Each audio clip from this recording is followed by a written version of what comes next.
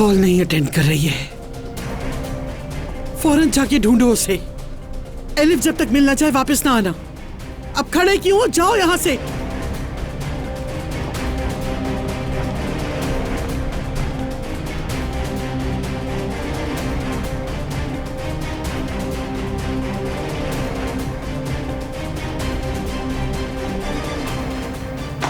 कमरे की हालत देखो, सब कुछ तोड़ दिया है।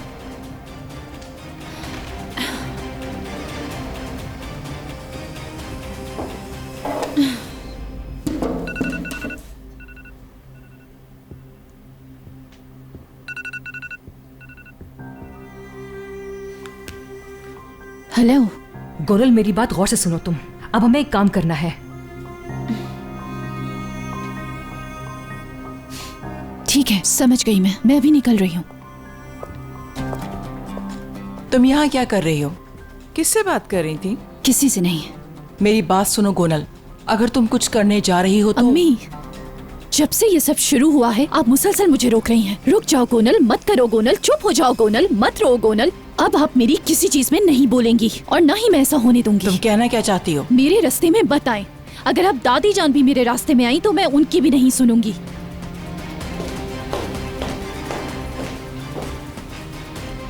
पता नहीं अब क्या करने जा रही है।